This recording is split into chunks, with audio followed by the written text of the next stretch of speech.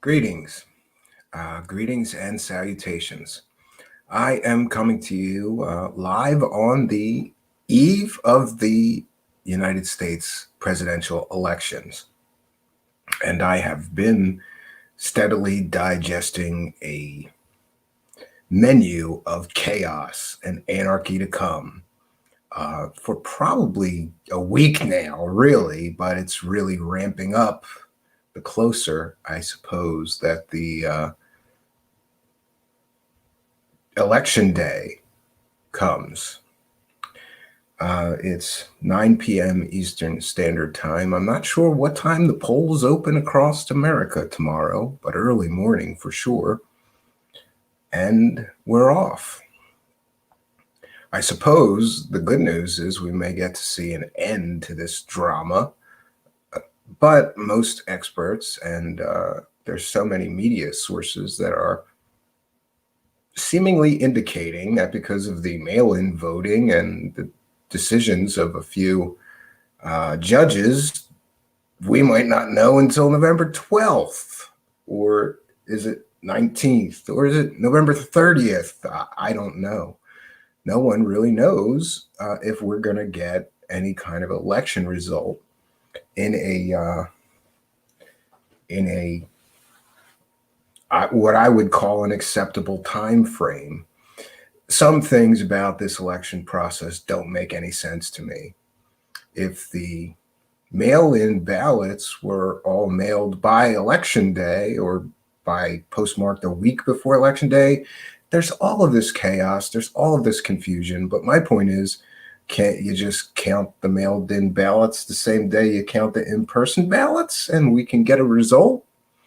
I don't know why they're seemingly going to drag this one along. The Pennsylvania State Attorney General basically said that under no circumstances will Trump win this election. People are calling for his resignation, saying that he is the guy that's overseeing the election in Pennsylvania. Seems a little suspect for the guy that's overseeing the election in a major battleground state to say there's no way one or the other contestant will win. I'm following a bunch of crazy threads on Twitter, just filled with violence, anarchy, and causes for concern. I'm trying to be calm and rational and not conspiratorial. I'm, being a little conspiratorial and not trusting anything the government tells me is just in my nature.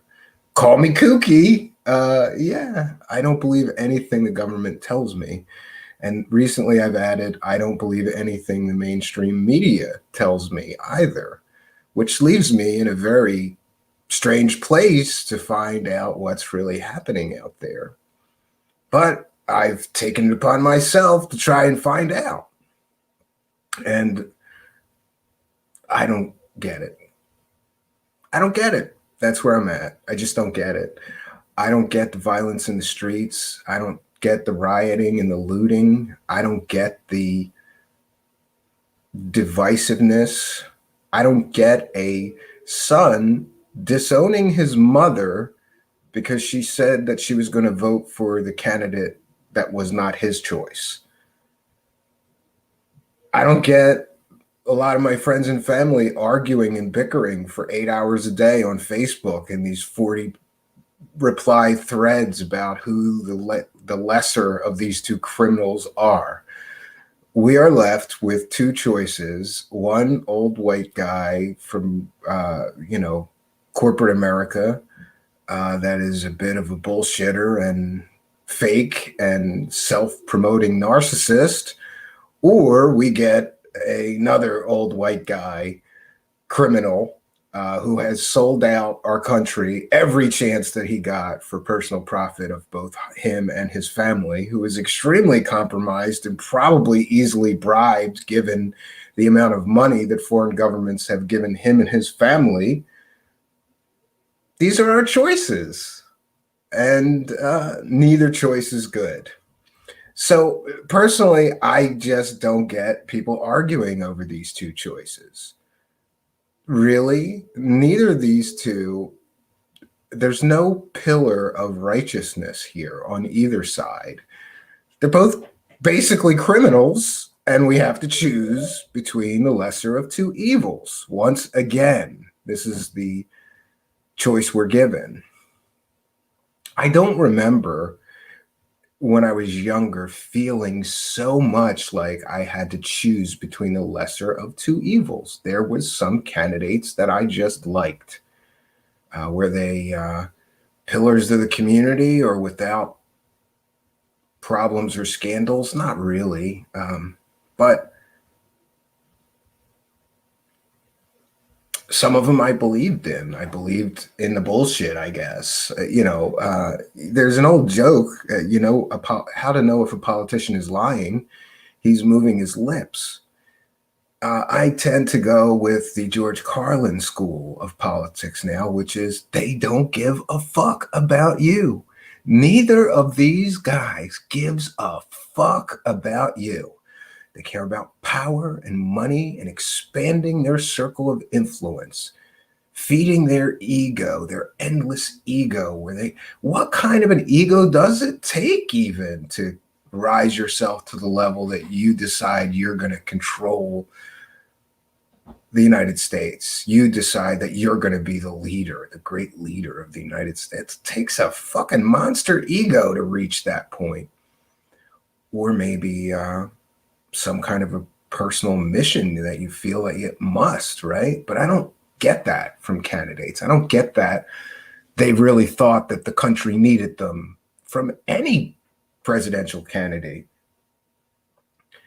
It seems to me that things are quickly devolving in the United States into complete and total chaos. And there are some scary signs going on right now of the turmoil that just may be coming. I'm going to take a moment and check in with the live chat. We're going to give some shout outs here. Shout outs to Charles Unleash, first in the live chat. Charles Unleash. Out of Mind. Shout out to VW Chanter. Well, that's new.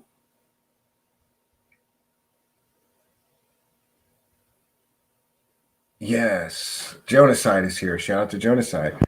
Pragmagic is here. Pragmagic has a live stream in an hour. UFO Gandalf is here. And Jonaside is here. Shout out. Mario Heat is here. Yes, I'm on SBA time savings. I don't know. Maybe I didn't change my clocks, or I don't know. It's 9 p.m. Eastern here. At least I thought it was. That's great. I'm in a situation where I'm not quite sure what time it is. No, yeah, I'm right. It's 9:17 p.m. Eastern time right now. My computer clock is right. I'm not sure if StreamYard might have screwed something up. If so, I apologize.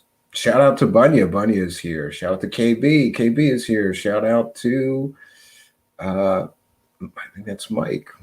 Miguel. Oh, well, he's there from Facebook. He put a comment from He's commenting and watching on Facebook. Joseph Aprisco is here. Shout out to Joseph Aprisco. Shout out to Michael. Shout out to Paranormal Hood Live is in the live chat. Brad Gray is in the live chat. Kevin McCarthy. Hey, yeah, Kevin McCarthy. It's so funny. I saw, he's one of my oldest friends' husbands. Kevin McCarthy, it's so funny. I just use Facebook now to talk to old friends that I haven't talked to in a while through my show. Kevin McCarthy, I saw that you subscribed and I went, oh, that's cool. Maybe he'll catch us on Facebook, or maybe he's seen us on Facebook and then subscribe. Thank you for the subscription. Tell your wife and your new beautiful baby I say hello. He's got the cutest new baby. And Kevin, I got to talk to you because we want to build something here at our house that's like a bookshelf that opens with like a door. Can you do that? I'm betting you could do that. And if I could figure out a way to get the money to pay you, it would be a huge problem off of my list of things to do here at our new house. We've been here a few years. I still haven't gotten to that. Kevin builds custom furniture. And Kevin, comment in the live or comment in Facebook what your company's name is so that I can give you a plug. So I have been steadily digesting all of the chaos and anarchy that's going on around both in the United States and abroad. For those that don't know, most of Europe, most of the European countries, many of them at least, Italy, France, Spain, a few others, have decided that they're going to do a lockdown on their citizens until Christmas. And this is after they've already been through quite a lengthy lockdown and reopening process. Apparently, there's a second wave in Europe. There is a ton of protests. I think the European people, many of them in Italy, France, Spain, have had enough, and they're telling their governments, no, you're not going to lock us down for, 3-4 months again. The situation there is similar to here. People are told to just stay in their home, only go to the supermarket. At least in Europe, though, the government is giving most the citizens that they're telling not to go to work some money so that they could survive. But still, you're asking people to be locked in their house for 4 or 5 months, not go anywhere except the supermarket. That's a problem for people that are just sick of it. People are tired of it. People feel like they have had enough. I am going to, I just put a bunch of crap on my Twitter. I don't know how to keep track of all of this stuff, but when I saw a clip that I thought this is something that I should share because this is crazy, I put them on my Twitter. So see if I can't find some of this stuff from the protests that are taking place. There's protests that are taking place in Europe right now. Some of the video clips are a little older, so maybe last night and the night before, but it's very disturbing to see what's going on in Europe right now, especially when you add that to the chaos that's going on with all the rioting and looting and violent protests. Here's something I'm going to say. I am tired of the mainstream media saying things like mainly peaceful protests. We don't do that here. They're mainly violent protests. That's what they are. They're mainly violent protests. Are there some peaceful protesters in there? Sure. But they're mainly violent protests. That's what they are. Let's call a spade. And cancel culture can cancel me for saying that, but they're mainly violent protests, friends. So we're going to coin a new term here, and we're going to hashtag that shit, mainly violent protests. So in regards to the unrest and unhappiness of the many European people with their government's decision to lock them down again, there is a lot of disturbing video clips all over Twitter, all over Facebook, all over YouTube. If you know where to look, I have been looking into this for half the day. And like I said, I'm digesting my menu of anarchy, chaos, rioting, looting, violence, civil unrest. And I can't say that my mental state of being is better for having done that. But let's take a look at this.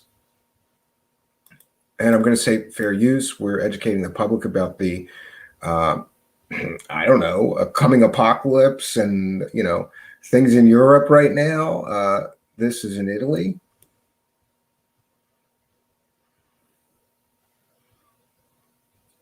These are people that have had enough lockdowns. These are people that have had enough government restrictions. These are people that probably are not going to comply with the government orders. There's a violent explosion. One person from this event apparently has had to have their hand amputated. He got too near that explosive device.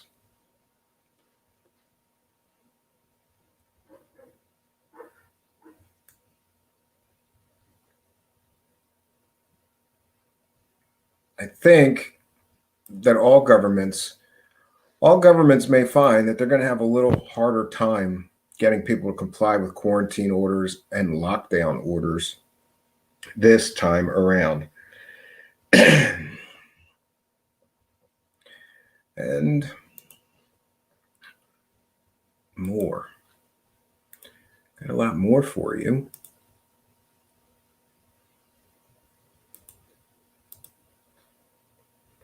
More insanity.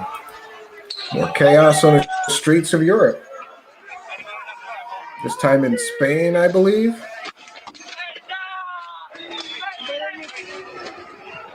And fair use, we're educating the public.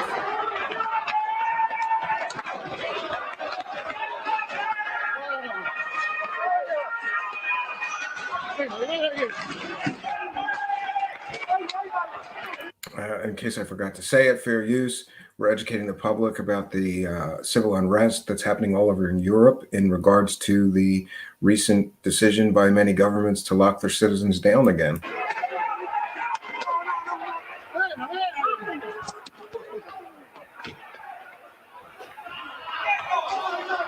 Just a crazy thing to see. So it's not just the United States going crazy, the whole world is. At least it's good to know. At least it's good to know. That brings me some comfort to know that it's not just the United States that's going crazy. It is also the rest of the world, from what I can tell. 1 second, friends. I have some scenes from Spain that are interesting, shocking, and worthy of notice, worthy of time to look at. 1 second, friends. Like I said, I put all this stuff on my Twitter. I don't know how to gather the things other than this is the easiest way. And here's some more citizens that have had enough of the government lockdowns, the government crackdowns, the quarantines, the oppressive government regulations on personal freedom. And again, fair use, we're educating the public. And this is a transformative work. Okay, so this is happening all over Europe. And in the United States, things are not looking much better. Actually, I think in the United States, things are looking even worse. One of the things that is very disturbing is the number of major United States cities which are boarding up everything. All the stores, businesses are boarding up in preparation for the day of election. I have various reports from all over the United States and have compiled a list of some of them. We have New York boarded up, like Washington, D.C. We have Washington, D.C. is being boarded up in the downtown areas. This is all in the downtown areas. I know someone in Philadelphia who told me that a great deal of stores in Center City, Philadelphia, and all over Philadelphia really are boarding up. If they survived the last round of rioting, remember Philadelphia has had 2 separate huge riot and looting events. So the stores that have survived are still boarding up in preparation for major violence and looting events that they believe will take place tomorrow night. We have, I'm going to cite fair use. This is a report from AFP News Agency about New York City stores boarding up in preparation for Election Day. Let's see here. And again, fair use. This is transformative work. We're educating the public with these clips.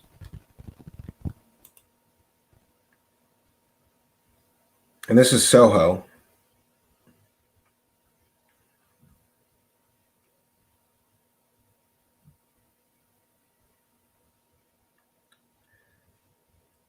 Potential unrest. I think we've gone beyond potential unrest, friends. There's going to be unrest.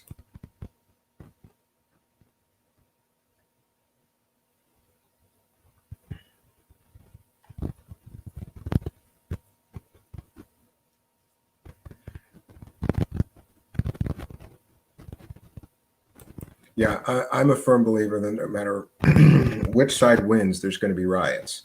However, I think it's going to be worse if Donald Trump wins. I think that Antifa and BLM And all of these groups on the left are going to go ape shit if Donald Trump wins.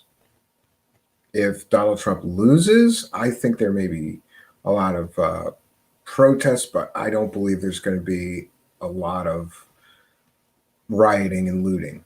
That's just my personal take. You're free to disagree with me for whatever reason. I just don't see that level of violence on the right. Not that in your face, let's get 1,000 of our friends together and go loot a Walmart kind of level of violence. But it is what it is, friends.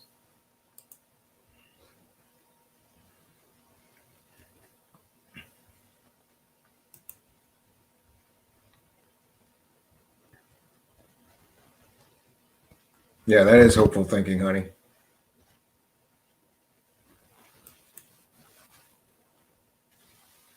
Yeah, and that's something that I just wanted to address. There's a lot of these, I don't want to use derogatory terms like snowflakes, but a lot of these people on the left are saying things like, isn't it terrible? Look at the way those guys in these trucks are terrorizing people and all this stuff. I would be more concerned about what the people on the left are doing, looting and destroying and burning cities. I just haven't seen, okay, they're driving around in trucks. Is it intimidate? Are they trying to intimidate people? Probably. I mean, driving around Trump or Biden's tour bus was kind of like a fuck you thing, get out of Texas, and he did. And that's one thing I wanted to also comment on. Biden got bullied out of campaigning in Texas, which to me was a pussy move. The last thing you do when somebody is bullying you is back down if you're a man. You can't back down in the face of a bully like that. So that gives me some concern. But he canceled all of his campaign events in Texas, and I guess he went back to his basement. I'm not quite sure. Or I think he did some events in Pennsylvania. So that it could be. But this is New York City, friends.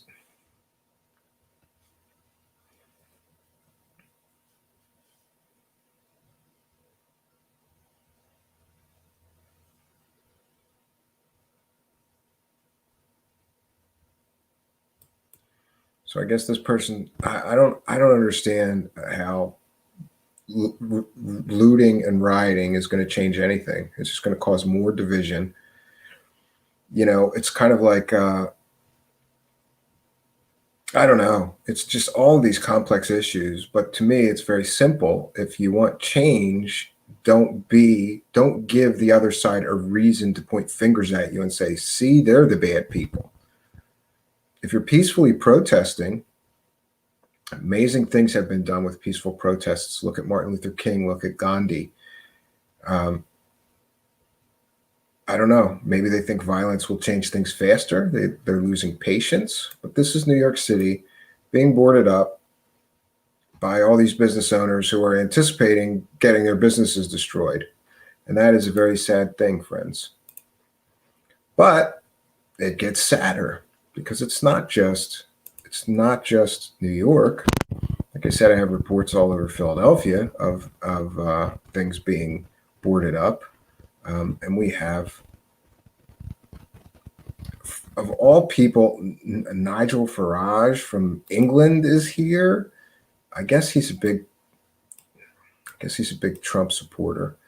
And I'm going to cite fair use. This is a transformative work. But this is Nigel Farage walking around Washington, D.C. and commenting on it.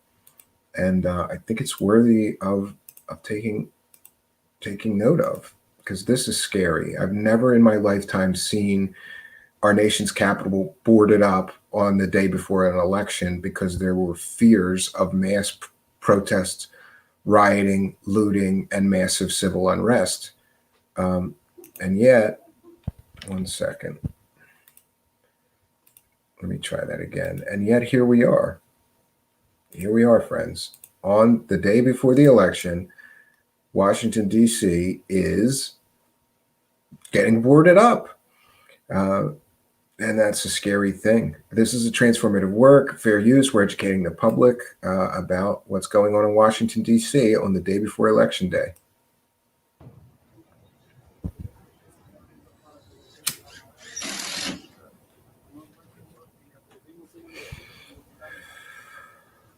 Well, this is the Mayflower Hotel, a well-known Washington, D.C. landmark. And you might think, looking behind me, that everything's normal in Washington, D.C. It isn't. Yeah, why would they be boarding up? Even hotels are boarding up. That's crazy. I could see storefronts because of all the images that we've all seen of them like throwing stuff through glass windows and looting, but a hotel? Scary.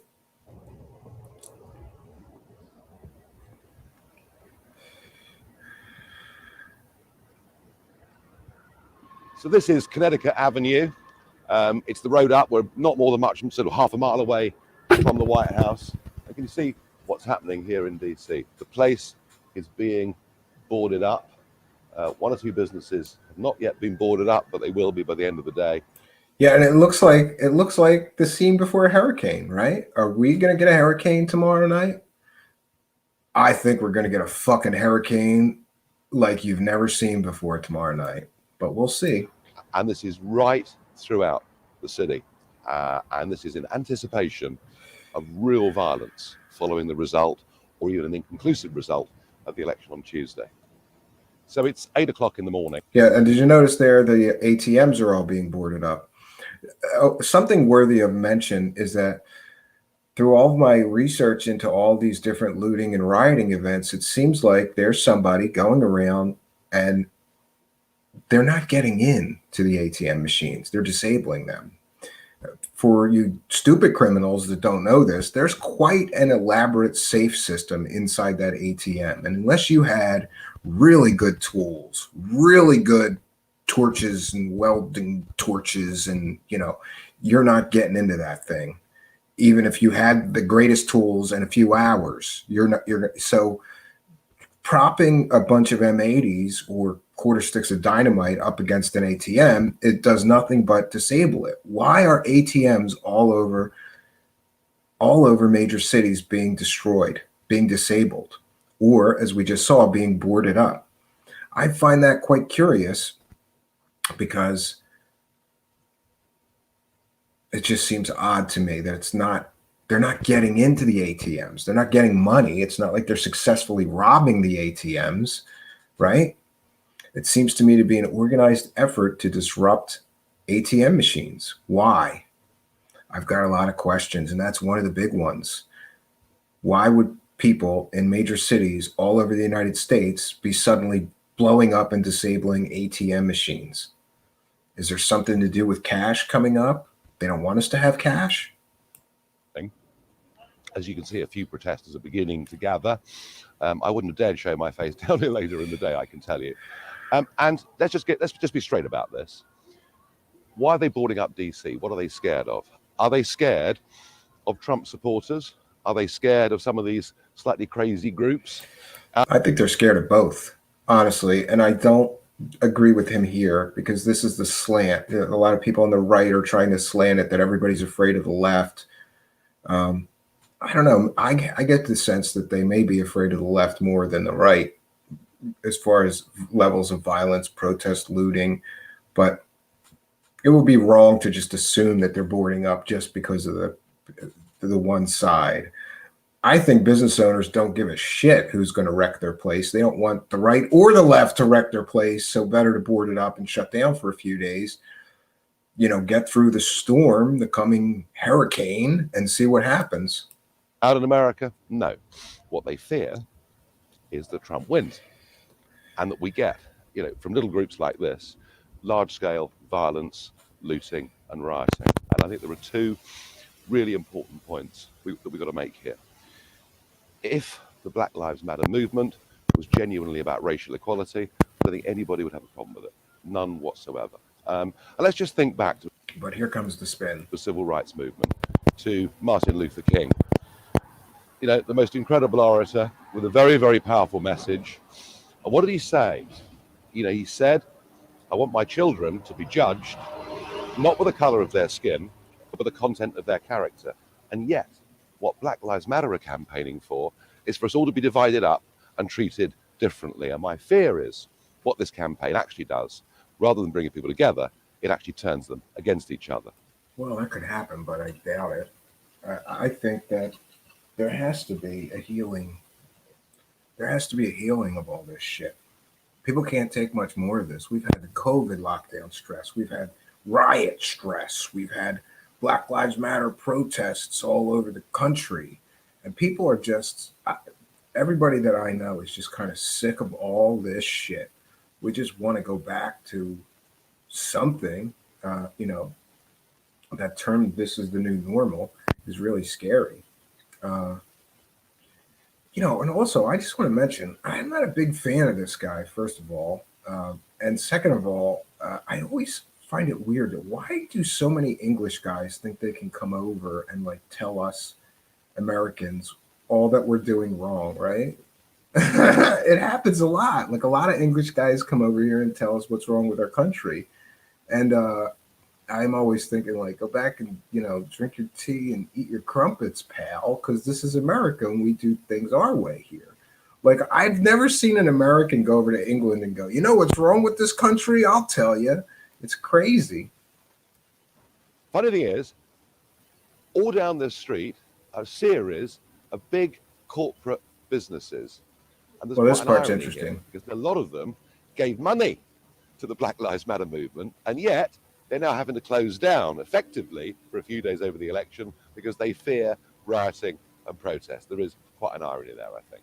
Yeah, and there is a lot of, I don't want to call them conspiracy theories, but there's a lot of information out there about major corporations giving major money to Black Lives Matter. Yeah. And we did see some stuff like the CEO of Chick-fil-A, like shining the shoes of a black man to show his support for Black Lives Matter. Well, they rioted and looted your stores anyway.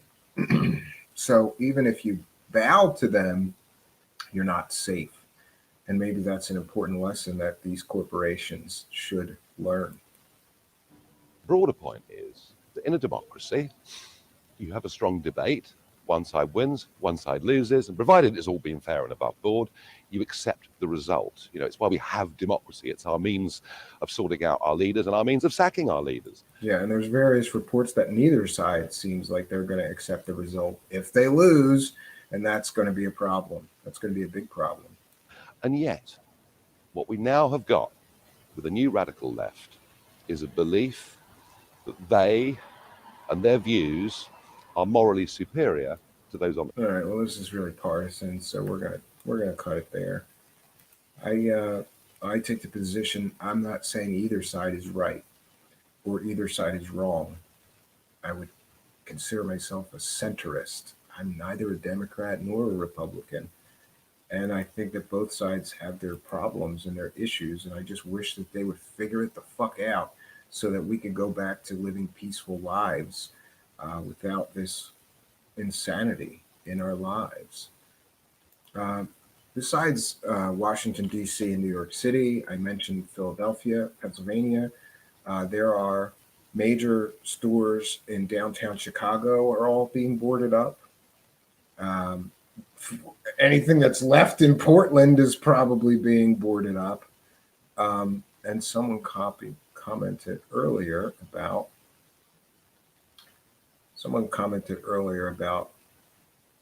is it Sacramento, I believe, maybe, is also being boarded up.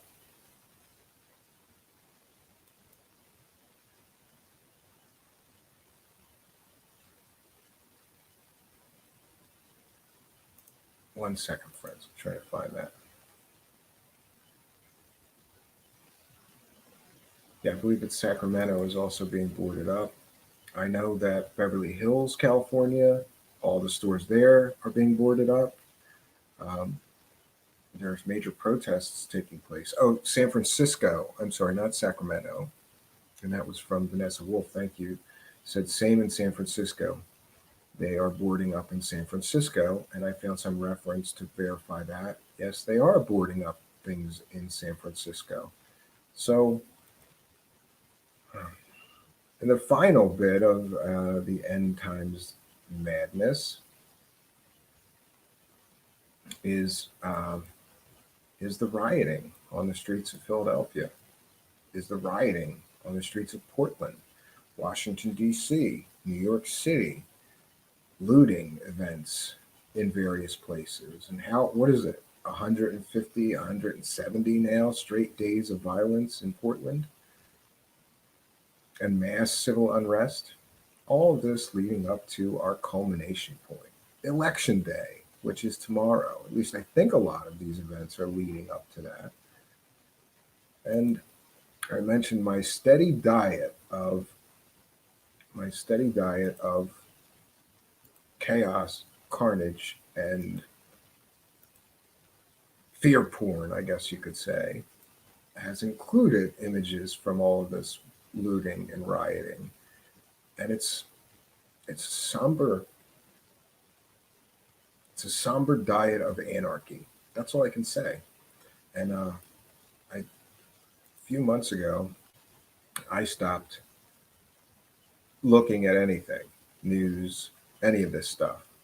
And I got to tell you that my decision, because, I sort of made the decision that I would get back into the mind virus here and see what was going on in the world and watch all the news that I could and try to be fully informed about what's going on in the world. And I got to say that my mental state is not better for that decision, but worse.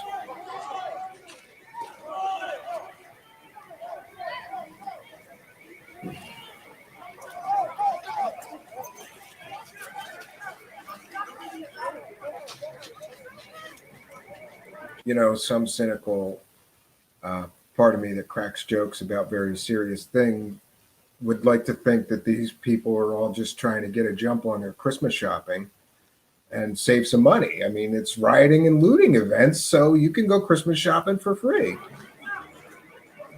You can get ahead of it, just pile it up in your house. Once you get it home, there you go. Ooh, that guy got a boombox.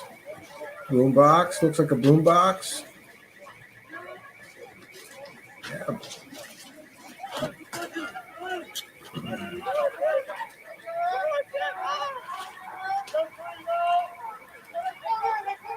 If these people really are Christmas shopping, they are serious Christmas shoppers, man. They forget Black Friday, right?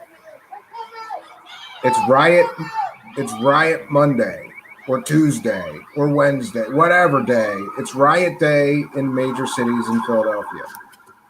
And you too can just steal whatever you want without consequence or arrest. They don't even enough cops to keep up with all this shit.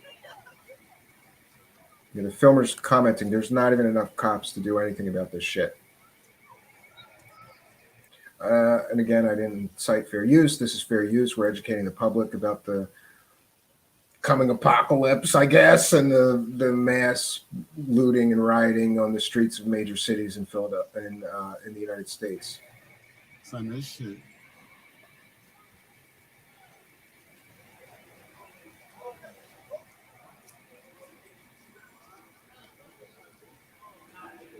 Yeah, that is another sad sight to see, but it just doesn't end, friends. It goes on, and the mind virus begins to get in. And I'm human, so yeah, I begin to get fearful. Is this going to get worse?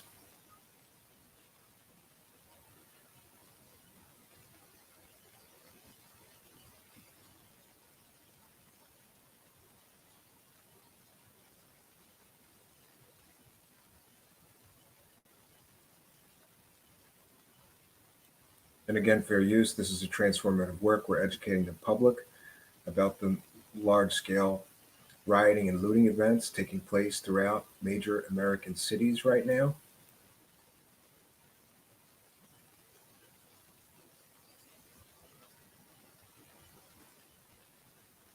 Whoa, she got a bat.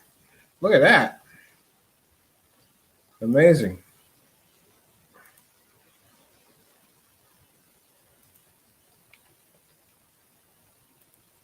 And it really does go on and on. I saw one that seemed to be very powerful. Somebody questioned the authenticity of it. If it's a staged video, then somebody had to have access to, I don't know, a lot of fucked up police cars to stage this video. Someone on my Twitter commented that this following video may be staged. I'm just, in the interest of fairness, for all I know it was, but it's still a powerful video. I don't know if it's genuine or not. So use your discernment. I am going to share it anyway. Somebody commented that it might not be genuine because why would they wreck all these cars and leave the stores undamaged on each side of the street? Fair point. I'm going to share this anyway. People can decide.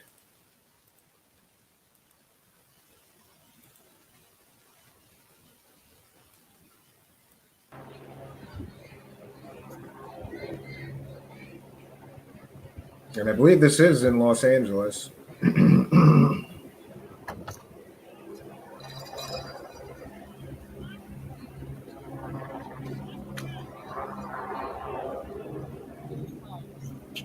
Sorry. Fair use. This is transformative work. We're educating the public.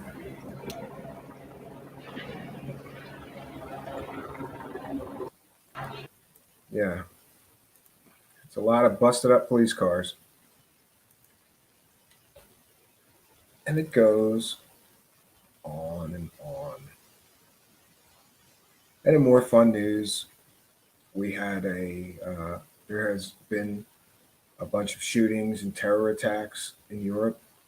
In France, someone got beheaded because they showed a depiction of the Prophet Muhammad, right?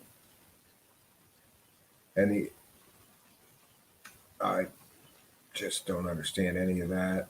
There is a spike in Islamic terrorist attacks throughout Europe, and some indication that they are planning attacks in the United States to coincide with Election Day as well.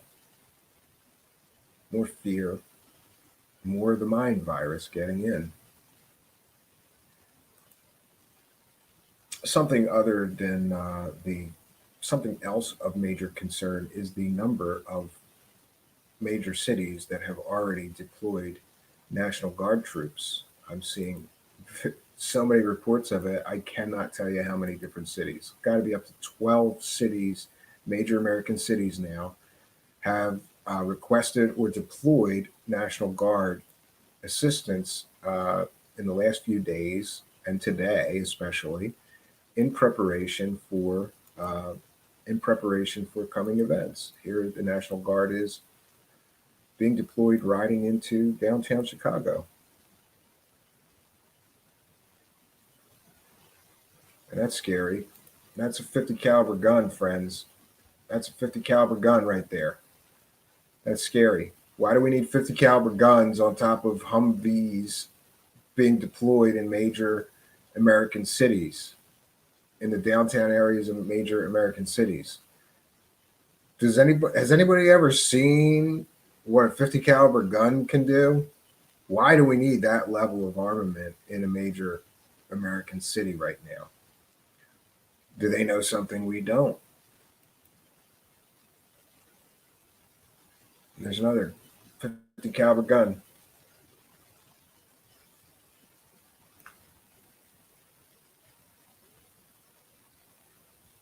The National Guard is being deployed in many major American cities right now, or has already been deployed, as in the case of Philadelphia. It's crazy that they're doing this and that they need 50 caliber guns on top of some of these vehicles. But, friends, it is what it is. 1 second. I could sort of go on and share a lot of things, but I think one of the final things I wanted to talk about was this sort of captured Zoom call with a bunch of federal employees basically talking about a coup against the United States government should their preferred candidate not win the election, and all the things that they can do to disrupt things and cause havoc. But it's just disturbing to me that a bunch of federal employees are somehow getting together on Zoom chats to discuss how to take over the United States government or disrupt the United States government. And I would just like to know, how do they still have jobs after this video leaks in the federal government? I don't understand how you could work for the federal government and get caught in a Zoom call plotting basically a coup against the United States government and how to disrupt the United States government and keep your federal paycheck. But here we are, friends. Here we are. So we're going to cite fair use. This is on YouTube. It's all over Twitter and Facebook too. Leaked Zoom call reveals federal workers conspiring to shut down the White House. There's a bunch of these videos. We're just going to go through one of them, which I thought was the most disturbing. They're all disturbing. A bunch of federal employees sitting around on Zoom chats figuring out how to take over or destroy the United States from the inside is fucking disturbing to me. And this is how the mind virus gets in, friends. So we're going to cite fair use. We're educating the public about this leaked Zoom call that had and it's from Direct Actions, Black Lives Matter DC, and Nene and April, right? And these guys are sitting around, they're federal employees talking about how they can best disrupt the United States government, how they can best fuck things up. Let me do that one more time. I always do this. Sorry, friends. One more time. This is very disturbing. We're going to cite fair use. We're educating the public about this leaked Zoom call. This is federal employees, a bunch of them, getting together. Very disturbing. But I think it's a good time to get started. I really want to hear from Shut It Down DC about this. Do we have any plans for how to respond if there's a coup? Yeah, we have been in discussion for a couple months about how to respond to different contested election scenarios. Different contested election scenarios. How are they going to respond? First step is that we think that we need to start the post-election phase in the streets.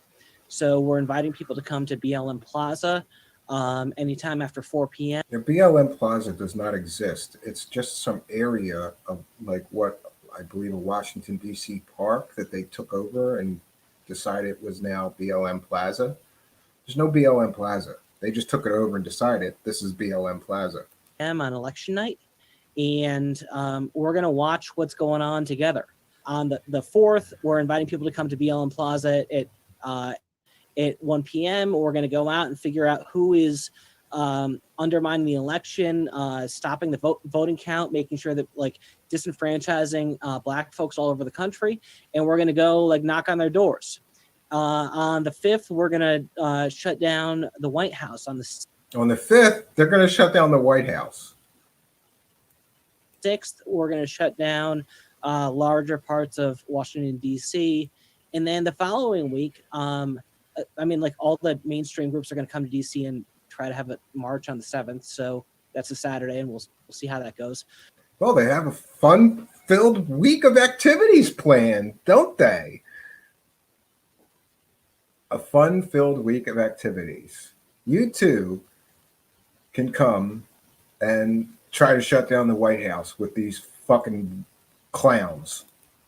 But then, the following week, Congress is planning on coming to town and passing laws again and like having business as usual.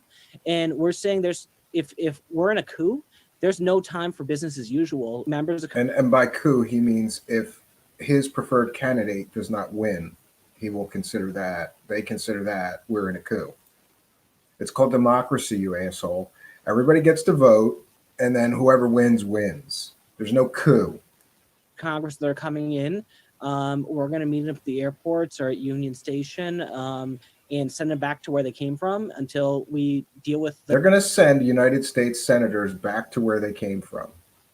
That's their plan. That's their agenda. Let's send United States senators back home.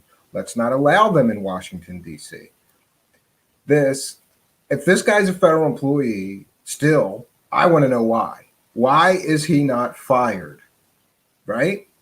He's a federal employee, and this is what he's planning in his spare time. And listen, I'm all for, I once had a corporate job, and the corporate job made you sign a contract that you would not have any other outside income source, right? Seems strange, but corporations can do that. And that experience made me a big believer in whatever the hell I do outside of work has nothing to do with my job. But in this case, it does, because he's working for this is a federal employee, and this is what he's doing in his spare time. The situation that we're in. If enough of them get in and we need to go to Capitol Hill that week, we'll do that too. I heard someone in the chat talking about revolution time. It's revolution time, according to these people. So if they don't get what they want, it's revolution time. But nobody knows what the fuck they want. So I think either way, it may be revolution time.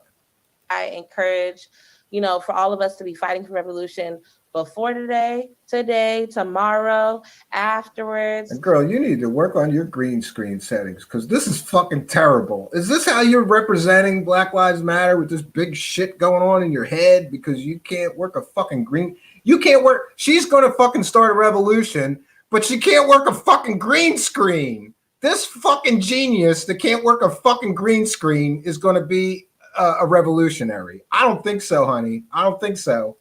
Right? We know that this system was not set up for our success in our community to thrive. But just one thing. Well, that I agree with her. This system is not set up for the success of anybody but the super wealthy and the fucking corporations. On that much, I agree with her. Give space for that. We're facing an administration and a. Now, this one is really, this is where it gets good, friends. And, again, fair use. We are educating the public about this group of federal employees that are getting together and organizing, or they appear or are talking about organizing a revolution, doing something in the event of a coup, stopping senators from coming to Washington, D.C., shutting down the White House. These are reportedly or allegedly federal employees. I'm trying to get verification of that. Things are very fast and loose right now. But a source, I don't even want to call them a source. A broadcaster, let's say that. A broadcaster I trust says this is a genuine video of actual federal employees. These are a lot of federal. One of them mentions being a federal employee and how we can use our knowledge of the bureaucracy. I think it's this woman to disrupt and cause chaos. Potential coup and a potential insurrection where efforts to criminalize this are going to be even greater. Understanding that everything that we're doing now in this moment is laying the groundwork for what is going to come. Is there going to be a war? Are people going to get killed? Is that on anybody else's mind? I'm guessing it is. And when there was a civil war in this country, there was a massive landmass that was divided. But we don't have one united landmass that's going to fight another. We're going to see potential fighting all over the country or in some hot spots, right? We've already seen that. Yes, we have already seen that. Everybody is very fragmented. Everybody is very divisive. Divisive is the word of the day. Everybody's got their side. Everybody's taking sides. And so how do we work together across the country to help support each other no matter where we are, and to maximize our impact by doing similar things on similar days at similar time? Some of the stuff that so let's coordinate our efforts to disrupt the United States government and civil society. Down DC is doing, some of the ways we're thinking about this that could be replicated in cities across the country. We've been working on a target map and a framework for scenarios.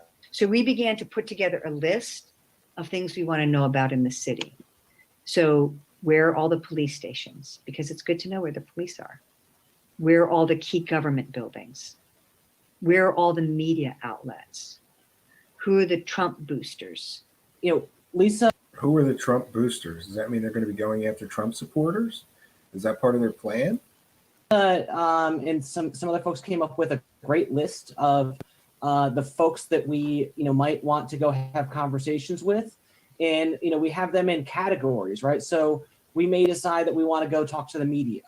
So where are they? We may decide we need to talk with Trump boosters. So where are they? And we used software called ArcGIS. If you have a Or they're just going to talk to Trump boosters? university affiliation, or somebody in your group does, you can probably get this for free. Otherwise, you can get it for not very much. But what's cool about this is we're able to pull in other public data sets. So in the purple, we have all the military properties. We're going to skip ahead. Significant social disruption. This guy's doing a victory lap about being a great software nerd. But, I have a feeling that a few fucking police batons across his head, and he's not going to be such a revolutionary anymore, or a little bit of mace. Until he concedes, right? Oh, here we go. This is worthy of. We believe that that is a moment that could trigger significant social disruption until he concedes, right? So for us, that might mean looking at blocking the bridges and main thoroughfares coming into the city to kind of shut the city down. And so you might look at your city. What are the primary actions? These people are planning on shutting down the White House, stopping senators from coming to Washington, D.C. Now they're talking about shutting down the bridges in and out of the city to close it off. Access points, what bridges, rivers, roads are the main ones, which ones are coming from industry sectors, where the rich people live. Why do you need to know where the rich people live? Are they going to eat the rich? Friends, I think it might almost be time to eat the rich. We'll see. And begin to think about how might you shut this down. If, let's say, there's a narrow Trump victory, we might have to pivot. And at that point, we might need to say, we need to target the Democrats and make sure Biden does not concede, right? So who might all the Democratic? So in DC, this is a target rich city. So if there's a narrow Trump victory, they're going to try to pressure Joe Biden to still not concede, even if he truly lost the election fair and square, right? This is what I'm hearing. They don't want him to concede no matter what. But who are all the Democratic leaders, players in your city that you would want to engage if that was the scenario? Or maybe it's a narrow Biden victory and Trump is not conceding. Maybe it's targeting Republicans and telling them it's time to get him to go, right? So we're thinking through the different scenarios and what might be the appropriate targets and then actions based on that so that people can start organizing and getting ahead of it.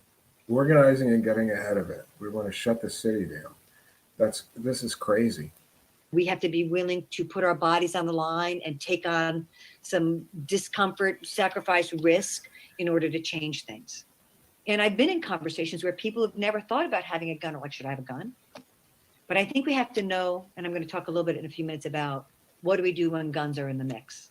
So again, chaos is the soup by which change emerges. Let's get cooking. Chaos is the soup in which change emerges. Let's get cooking. Well, that's quite a quote. And I don't say this because I think that any one of us wants to go out and get killed. I don't want to get killed. Nobody wants to get killed. Again, we didn't cause the war. We didn't ask for this war. Many of us are here because we want to fight it. We want something different. I have been in situations with live ammunition in more than one time. What are we willing to do? Right? Because again, we're not dealing with people with just simple guns. We're dealing with people with AR, AK-47s, multiple rounds, a lot of shootings. So yeah, we are going to be in a crisis, but we want it to be one that we are creating. They want to create a social crisis. That's their stated goal. We want to make sure that we are on the offense and not the defense. We want them to be responding to us and us not responding to them. In a situation of a coup or an insurrection or an uprising, Whoever's got the guns often can win. What would a campaign look like to go? Yeah, whoever got the guns can win. And Biden's already talking about banning assault rifles and placing restrictions. They're going to stop people's ability to sell guns and ammunition on the internet. That's going to severely limit people's ability to keep and bear arms. And I just want to say, shall not be infringed is very near and dear to my heart. The right to bear arms shall not be infringed. You can't allow all of this turmoil, conflict, chaos, anarchy in the streets, rioting and looting, and then say, by the way, we're going to take away your right to have whatever gun you want, and we're not going to let you buy ammunition online anymore, and we're going to place all kinds of restrictions on gun rights as soon as we get into office. That is crazy. And I just like to say good luck. I've seen a whole bunch of posts about Biden making that statement about banning assault rifles and other gun control legislation that he wants to enact. All I can say is good luck, because there's 3D printers right now, and people are already saying we'll learn to 3D print our assault rifles, but we're not gonna give them up. I think it'll be a cold day in hell before that gets through. I don't think that him. There are various sort of clips of him saying, we're not going to take your guns. He's got a tweet now saying, essentially, we're going to take your guns, and has supported a lot all of the that Democratic governors, and to make a commitment now to refuse to deploy the National Guard against the people. Refuse to deploy the National Guard. And I love how their stuff is in Arabic too. Look at this, is crazy. It's in Arabic and English. Why is that? Why is there materials, they're teaching materials of how to create civil unrest in both Arabic and English? The community of organizers has been working on a clear framework, looking at the scenarios, doing the recruiting, and helping to craft a vision of what we might do. If there should be a coup, we should be clear, like, it's got to go. Trump's got to go. In order to achieve what they did, they knew they had to take over important government buildings. They knew they had to try and win over members of the police and army, and they had to protect each other. I think we don't have a lot of experience taking over government buildings, and we might need to think about that. And I know they need to think about taking over government buildings. As I said earlier, how, we may find ourselves in the streets with people with different tactics than ours, but there may be some people that are willing to break the windows to get into the government buildings. If that's what we need to do, then we shouldn't fight about that. Let's do that. Let's do that. Let's break the windows of those federal buildings. That is a federal crime. This is a federal employee talking about committing federal crimes. Take over the buildings. If there are people that are willing to do that, we should support them and not fight against them. The other thing that was really interesting to me as I looked at their model of organizing, they made sure that they chose ground, Tahrir Square. So in your community, what is the heart of your community? Where do people naturally gather? Well, actually, I've watched this through. So I guess the Arabic this is plans from, Arabic insurrection organizations, I guess, that were trying to overthrow or bring revolution to their governments. And these tactics are being copied and taught by these activists here. Where are the people of power, right? Is that where you want to make the center of your resistance? Like here in DC, it would be Black Lives Matter Plaza. And again, that's what Shutdown DC is doing right now. What do you need to protect yourself from? Chemical weapons, projectiles, batons, horses. Well, good of them to help people riot and loot better. Look at that. What is that? Like a pot pan? And you got to have good rioting and looting shoes here, friends, Good hoodie, Great. backpacks with padding can be padding for batons, helmets for clubs. So all of these things are not some indicator of your militancy or coolness. These are self-protective measures at this point. War has got fighting. And then knowing that if some of the other folks emerge that are going to fight back, that we need to stay out of their way. We might need to figure out. Yeah, that is. Guys using like a pot top as a shield to fight the police. Advance how to build some agreements. And if there are people that are willing to put their body between the white militia and a bunch of people that are mobilized, I want to do nothing other than support them, have their back. You know, you can also stick, right? So this is like disabling vehicles, taking action against property, especially property that's designed to hurt us, is violence. I think it's smart sometimes. I think spray painting cameras that are security cameras trying to track us could be smart. Okay, so this is disturbing listening into this, right? But we're getting an inside view into what these people want. They want to create chaos and anarchy and lawlessness in the streets. And do everything we can to like be a united collective resistance, knowing that we might be in different roles in different places at different times. We're also dealing with COVID, like taking over inside spaces gets harder and harder with COVID, but we might need to do it. And one of the things we've learned is that our movements for justice, not one of them has been a super spreader.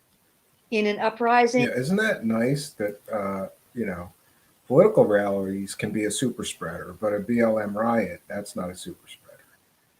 I don't get it. I just don't get it. And loud things, helicopters you may not always be able to hear, right? Developing hand signals, umbrellas up, helmets on, put your eye mask on, time for face mask, right? We're going to skip ahead. Other places, I'm not sure how it's all going to come together, is coordinating beyond that. So let's say another scenario is narrow Biden, but we need to get all the votes counted. We need to slow things down. Some of us were talking about maybe we should be organizing car caravans. We did a lot of experience with that during COVID, the height of it. Being in a car is safer than being your body right out of space. All right, I think I've had enough. Let's hear from the next contestant on Fuck Up America. How do you balance secrecy and transparency? At one point, there's a discussion going on around how do we communicate with each other through Signal or VPNs. I think that might be a pertinent question of, we're talking about some pretty intense things. How do we open up the doors to everyone, but also keep each other safe? And here's another guy that can't work a fucking green screen, but he's going to start a revolution. And again, tactical information. Right now, I've seen people using Signal, but also using Twitter, also using Telegram. I think I've had enough, friends. I got to check out the mind virus infection is already causing me anxiety. These are the things going on. And these are the people in our neighborhood. Yeah. I have a lot of anxiety about the coming few weeks, but I'm trying to tell myself that this too shall pass. For all we know,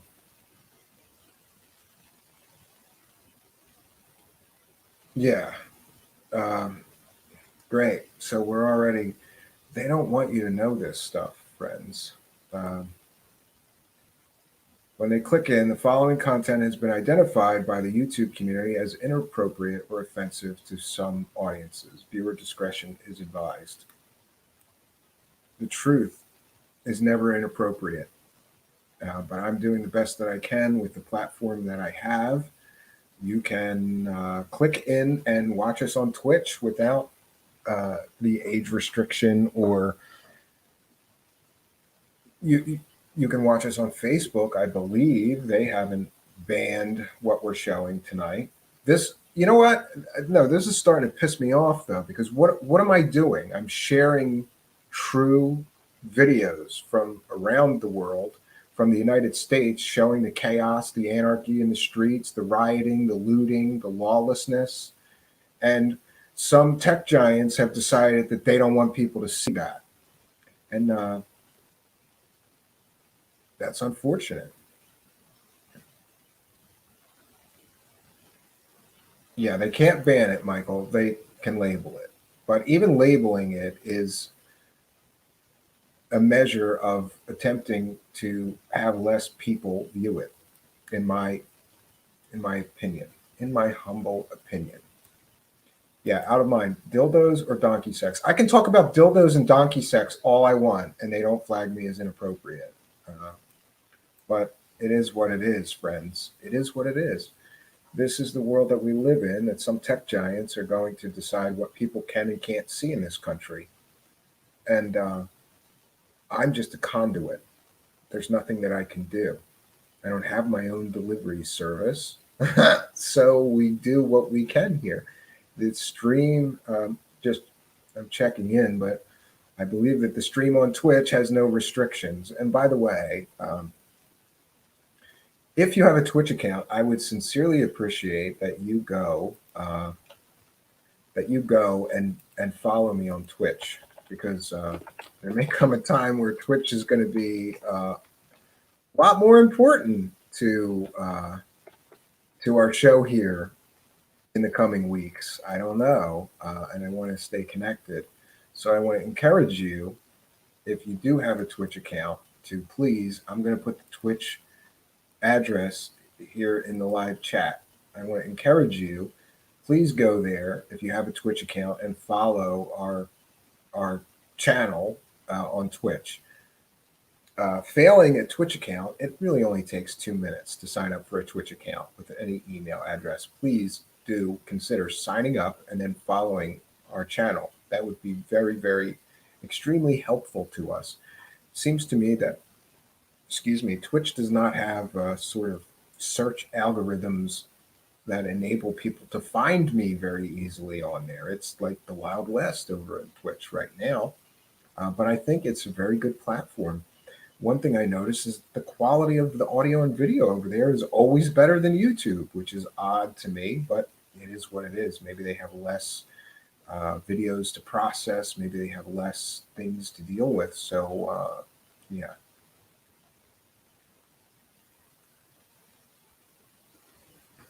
Yeah. So I'll turn my total attention to the live chat. And as far as delivery systems, they are what they are. Yeah, the broadcaster has indicated that this channel is intended for mature audiences. Is you getting that as well? I guess, yeah.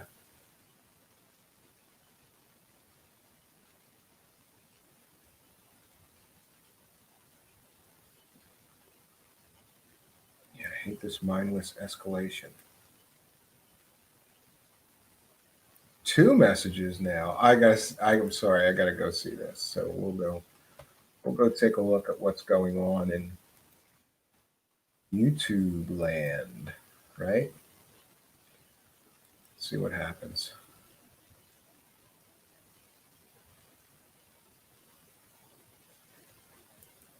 Yeah, and one of the other things that people need to keep in mind is, if they sort of flag you with that tag, yeah, the following content has been identified by the YouTube community as inappropriate to some audiences. I understand and I wish to proceed, and then they let you in. But here's the problem. The problem is that if somebody goes to watch this video that doesn't have a Google account, they cannot watch this video. You have to sign in to Google or YouTube in order to watch that video, because of the age verification. So it's a form of I don't want to call it censorship, but it's a form of limiting the distribution.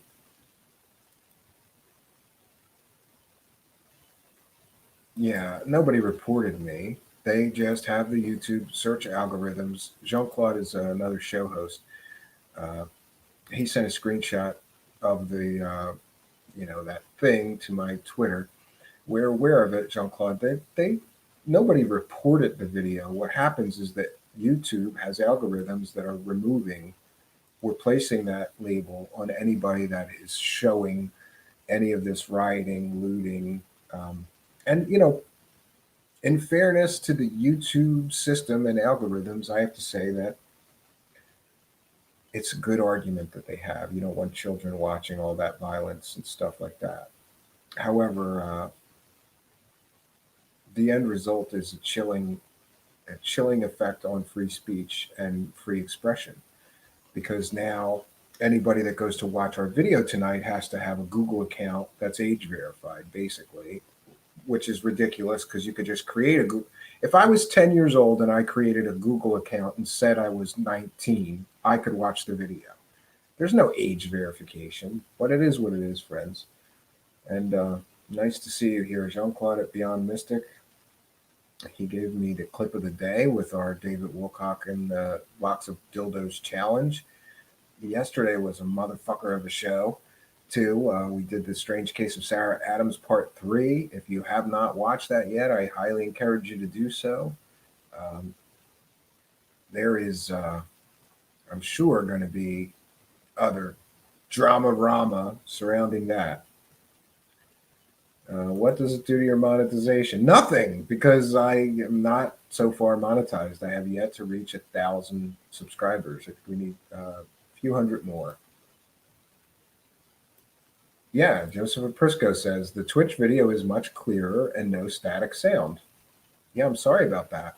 That is something that I've noticed. So, but in order to get everybody to go over to Twitch is going to be like really difficult. But I encourage you, please, if you do not have a Twitch account, just take a few minutes, sign up for Twitch, because you'll be helping us out by signing up for Twitch and then following. If I could get 30 more subscribers, they call them followers over there. If I could get 30 more followers over there, people can just give me money on Twitch. And but it seems like everything is starting to come to fruition here. The garden that I try to come here and water as much as I can is starting to grow, and I think in a short time we will have monetized YouTube here and be able to take the super chats, and probably around the same time, with the way that my luck goes, we'll have the follower count required on Twitch to be able to take money on Twitch. So it's funny, I was watching something. I highly recommend it. I don't know if I'm pretty sure that everybody here is aware of the movie or the book, The Secret. There is sort of an update to that that's called The Secret, The Awakening, or After the Secret, The Awakening. And it's just good advice. I'm not sure how much of the woo side of The Secret I believe in, but I do believe that the more you focus on something, the more you're likely to make it happen. But there was good advice in there, and I sort of took it to heart about my channel, which is if you just don't give up. You just don't give up. You just keep moving towards your goal. And it may take longer than you thought it was going to, but you don't give up. And I am certainly not in any condition to give up here.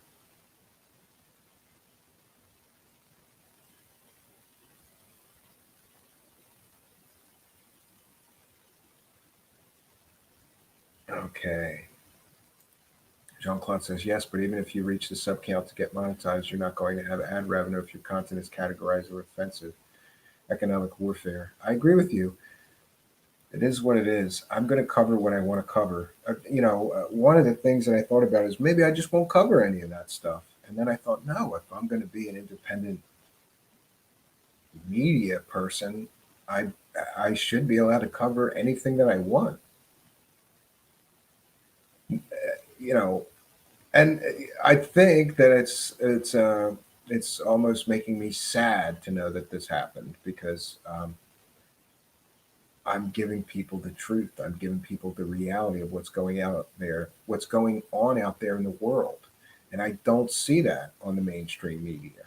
I just don't see the kind of coverage of reality You know, it's like these media outlets are pushing whatever their agenda is. Elect this candidate we want is one side. You know, you watch CNN and it's like Orange Man bad all day long, and then you watch Fox and it's like senile Sleepy Joe bad all day long. And doesn't anybody care about what's really going on in the streets of our country? Doesn't anybody want to see it? I want to see it. I want to see that truth. But if some corporate mega giant distributor, and that's what I consider YouTube, a distributor for me, they're not paying me anything. They're just serving the content. But, you know, luckily there's other outlets now like Twitch, and we're going to expand even more. And I think that this YouTube lesson that I'm slowly learning is teaching me that I have to. So we're going to expand the StreamYard software so that, number one, we're going to be able to do 1080p, full HD. The next tier up will allow me to do 1080p, full HD, and also I think it's 5 more streaming locations. Or maybe you can correct me, Jean-Claude. I have the one where you could do 3. The next one up is 8, I believe, right, Jean-Claude? So we're going to do that upgrade, and then we're going to be on Periscope and BitChute and what's that one? Can somebody put in the live chat? Where did Reamsey move their channel to? Is it Daily? It's not Daily Wire. Daily. I can never remember the name of that one. We're going to go there. Daily Motion, I think. So there's other distribution points. The problem is that YouTube really does have the monopoly on most people just go to YouTube. And if you're not on YouTube, it could be a problem. But I think that more of these alternate platforms are going to begin to take off. I don't think any of them are going to be a YouTube killer. If any has the capability to do it, it would be Twitch because they're owned by Amazon. We'll see. But these alternate distribution platforms are going to be used much more in the coming year or two. Trust me. A lot of people are getting, a lot of content creators just don't want to deal with YouTube anymore. So if enough, it's a slim chance, but if enough content creators say, we're not putting up with this, we'll just broadcast over here, eventually those other platforms are going to grow. But we'll see what happens. Yeah, Charles Unleashed says Daily Motion, really good platform. We're up there. We're going to be up there. And I'm also figuring out how I can upload daily each video. We're not going to be broadcasting live to Vimeo, but we're going to be uploading. We're going to have a Vimeo channel so that, listen, anything could happen. They could take my YouTube channel down tomorrow, and I would lose most of the history of our show here. I don't want to do that.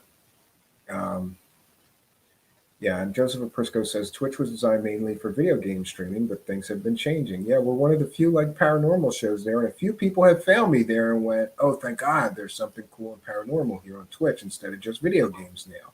So it is what it is, friends. We're trying. Oh, great. The Pro has up to 8 broadcast destinations and also 1080p. I just upgraded. I like the 1080p. Yeah, all my cameras are 1080p, but you know they limit the bandwidth at the lower buy-in. So he says sounds like a constipation pill, but it's a good alternative. Yeah. So if you guys have any comments or questions for me, sorry to be a downer tonight, but the news is not good, and yeah.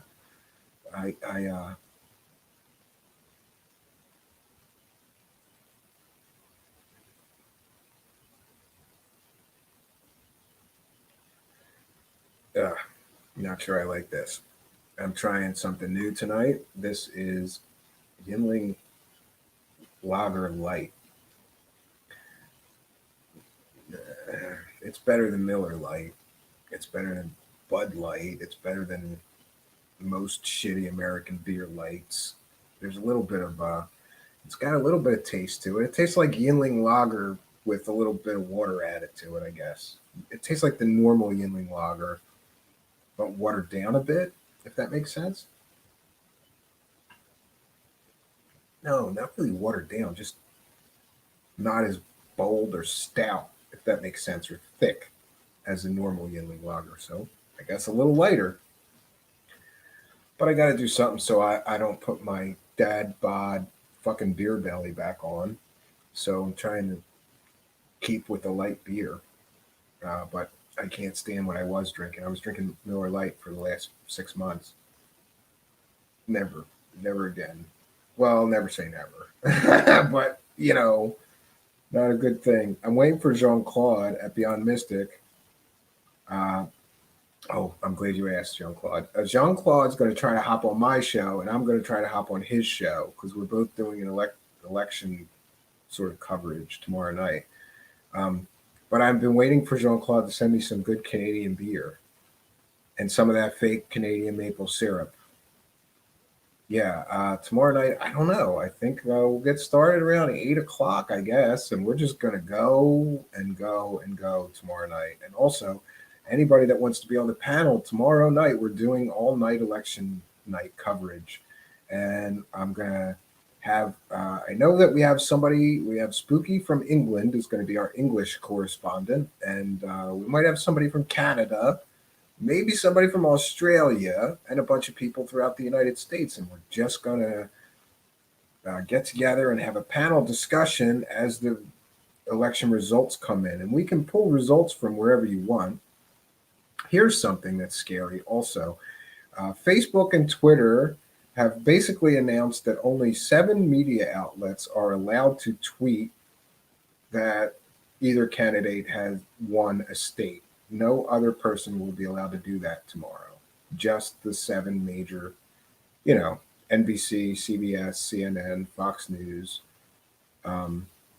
MSNBC. It's literally 7 companies are allowed to tweet who won a state and no one else, or they'll be blocked or removed. That's a little crazy and scary. So they're giving the legacy media all that power tomorrow to call the states. And that could be a problem.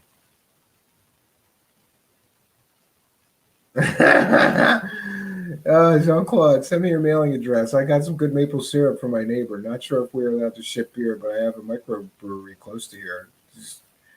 Jean-Claude lives in heaven because I think he's got 100 acres and he lives right near a microbrewery and can get Canadian maple syrup. Sounds like heaven to me, Jean-Claude. My piggy Ling Ling may do a quick call in. Okay.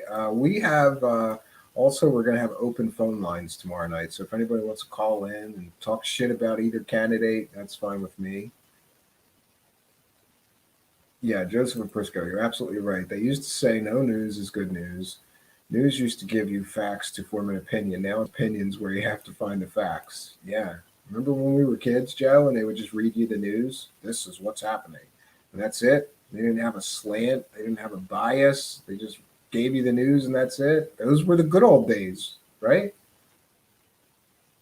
BG says, Canadian maple syrup is the only syrup I trust. Actually, you guys know from me busting Jason Quit's balls that I say there's no such thing as Canadian maple syrup because it's so expensive. They get like $50 for a gallon of Canadian maple syrup. So I think it's a scam. I think what they do is they get fake maple syrup that doesn't even have any maple in it, the shitty stuff that they put in the dollar stores, and they get it from China and then they put it in a new bottle and then it's suddenly $50. Jason Quit says it's real. I don't believe Jason Quit. Fuck Jason Quit. Yeah, it's the Canadian maple syrup conspiracy. So I guess, friends, we're coming up on an hour and a half. This is very important. If you want to be on the panel show, email truthseekershow@gmail.com and just put in a subject line, election night panel or something like that. And I'm going to make a banner real quick.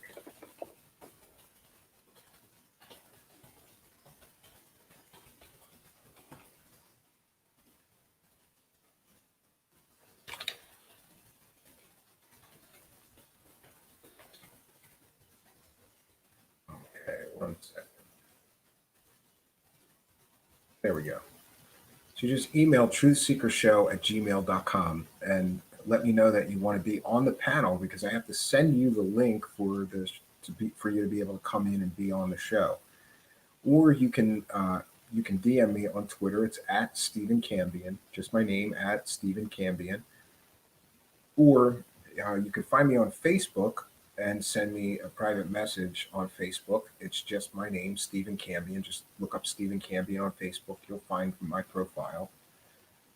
So tomorrow night, I don't really know what the hell we're going to do. We're going to hopefully cover who's going to win the election. We're going to have a discussion among everybody about anything and everything that's what's going on. The last big panel discussion we did went like 6 hours, which was crazy, but it was fun. It was fun. So maybe we'll do another streamathon like that tomorrow night. But I don't want anybody to feel obligated. If you can only come in for a half hour, but you want to be on the show for a half hour, that's fine. If you come for an hour, that's fine too. Nobody's obligated to stay the whole time. I don't want anybody to feel like, well, I'd like to do it, but I don't want to get stuck in some 6-hour streamathon nightmare. We won't hold you. You can come and go as you please. You can come in early, go, do something else, come back. Yeah. So I guess, my friends, we're gonna call it an early night tonight. I got to get some rest, because tomorrow is probably going to be a motherfucker of a streamathon, and we'll see what we can have. I'm going to try to have some live feeds that I'm going to be allowed to pull in, showing, whatever, different states with how much percentage of the vote is in and what it looks like for each candidate so far. I don't know how to do this. I'm not a journalist, friends. I'm learning as I go. Yes, Andrew Whitley, I'm aware of that, and it's fucking up my search results. So really, if you want to find our show, you have to search Truthseekers in my name, or you find that Netflix show, which I watched an episode of and I didn't like it. And I'm kind of pissed off that they did that right as I started. I just started my show, and then that came out, and I was like, motherfucker. But I'm okay with it. A few people have suggested that we change it to Stephen Cambion's Truthseekers, and then we may do that, or Truthseekers with Stephen Cambion, because you pretty much have to put Truthseekers and Stephen Cambion in the YouTube search box to find me, or Stephen Cambion. But if you put in Truthseekers, you just get tons of these Netflix from that show, and you don't find us, which is a problem.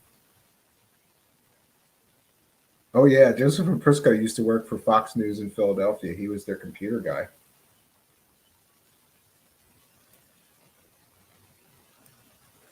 I think they laid him off. Or did you quit that one, Joe? I don't remember. Well, he was like their network and IT support guy for most of Philadelphia, I think. Dark Alliance presents Truthseekers. Now that's it. That's it. I think we got it. Dark Alliance Truthseekers. Forget the presents. It's too long. BG says, hell yes. So if anybody has any comments, questions, suggestions, please put them in the live chat. Now is the time. Now is really the time. Well, BG's, I didn't know that. The Melbourne Cup is in 20 minutes in Australia. They're still having that? Wow. I'm not a sports guy, but I'm aware of the big stuff, like, the World Cup, the Melbourne Cup, Stanley Cup.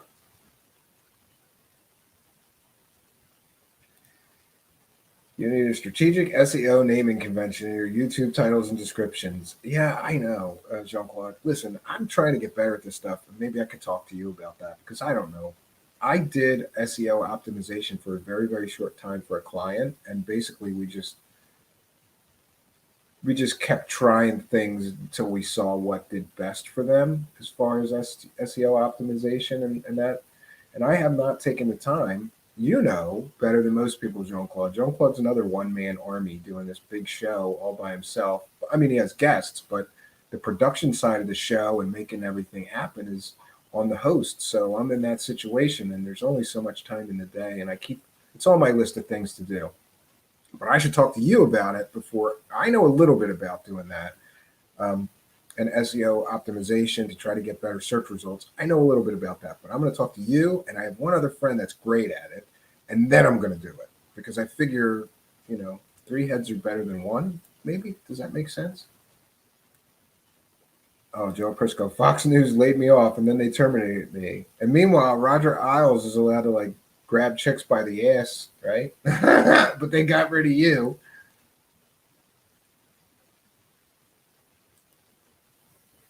It's a lot of work. Best to automate things as much as possible. I totally agree with you. I'm just learning as I go. I never imagined myself doing a live video show like this. I was much more comfortable, Jean-Claude, on radio and just doing an audio show. I liked that better. Well, that's not true. I like this better, but I was more comfortable, if that makes sense, with audio, just audio. You don't have to worry about what you look like. You don't have to worry about what the set looks like, what's on the screen. You don't have to worry about any of that. Just be a voice in the wind.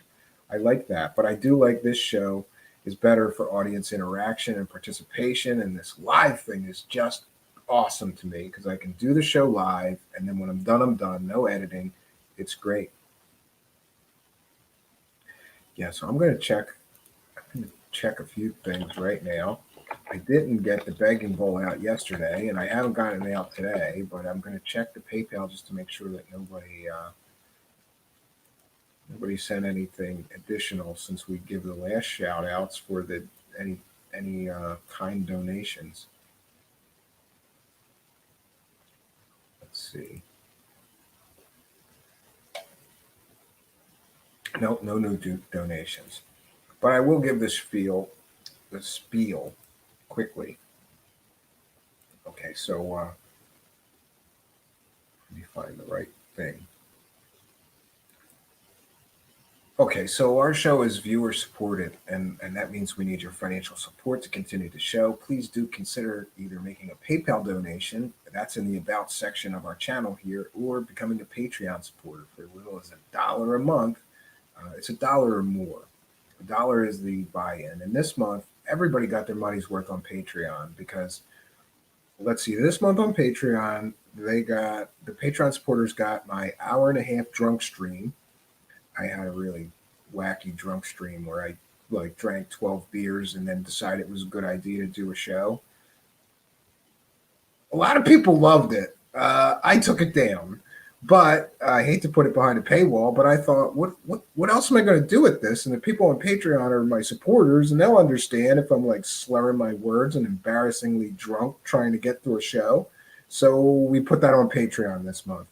And also, a lot of you know about this thing called Mind Hack that I've been working on and developing for some time now. It's basically a personal development course. The audio portion is done. I just have to write up, basically written. There's going to be a written booklet of instructions that will help with how to use the audio files better.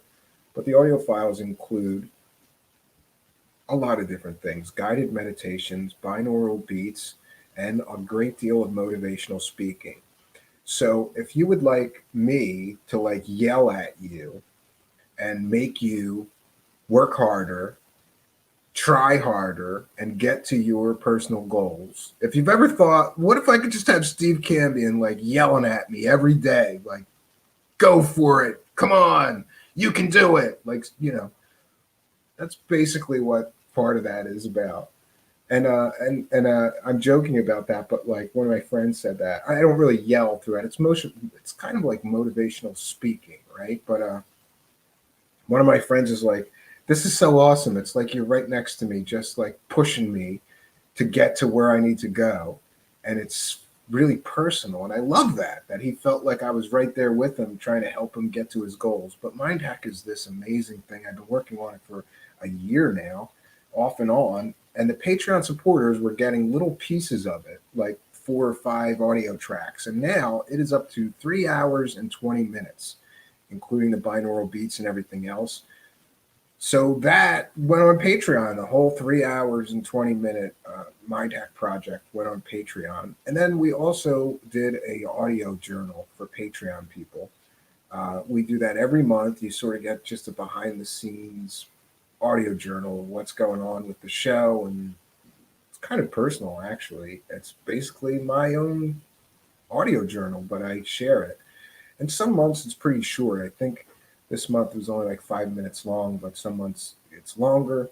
But that's what you get for being a Patreon supporter, sort of a backstage pass, and you get anything I'm working on, you get it before anybody else. And I also think that next month we're going to do a few shows just for Patreon people. We're figuring that out.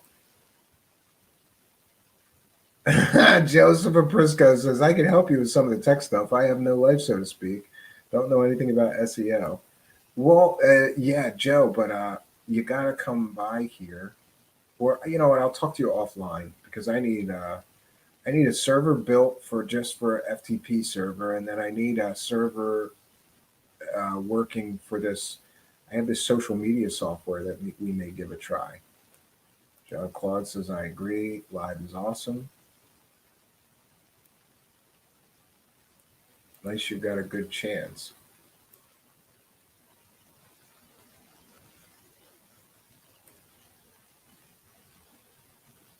BG says any horse can win. You never know, right? It's been a horse race.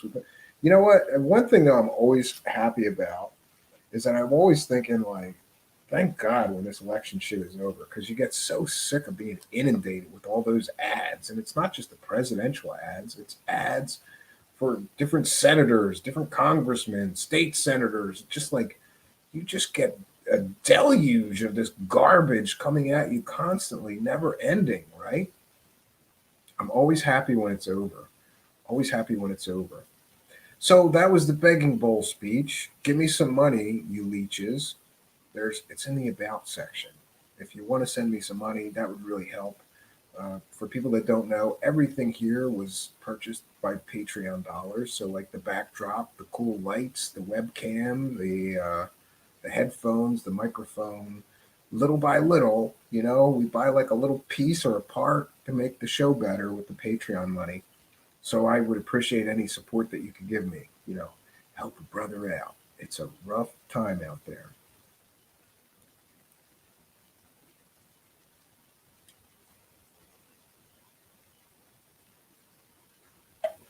Yes, Andrew, you mentioned that earlier. We're aware of that. And Joseph, I got a lot of projects going on. This, about this Altos thing and a few other things. You and I should talk offline because not right now, but pretty soon. I have a feeling I'm going to need some help because it's getting busy, real busy on the tech side of things. I've been trying to do this sort of tech company startup while still doing this show, and I'm more than a little ADD. So. The chaos in the streets continues tonight all over the United States. The election is tomorrow, and it's going to be an interesting day and an even more interesting night, I think. And time will tell what's going to happen. Part of me wonders if there's just going to be a very quick, decisive. There's no way that this, if there's a landslide tomorrow by some miracle, maybe things will settle down and not be.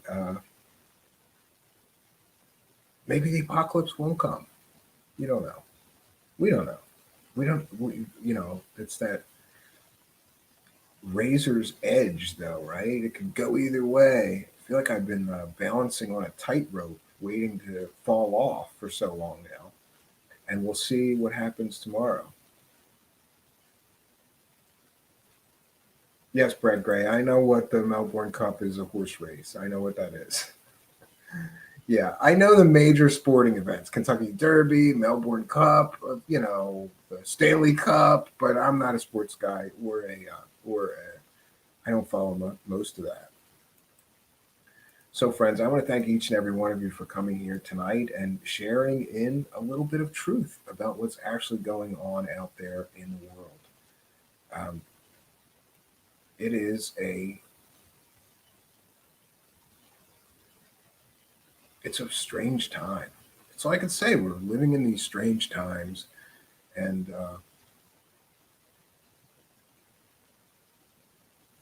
I think that the next few weeks is going to be kind of a roller coaster. And I hope we're all ready for it. And I hope you and your family are prepared for the event of major problems or civil unrest or disruptions in the food supply or whatever may happen. I hope that your power failures, I hope that you're ready and prepared just in case of emergency.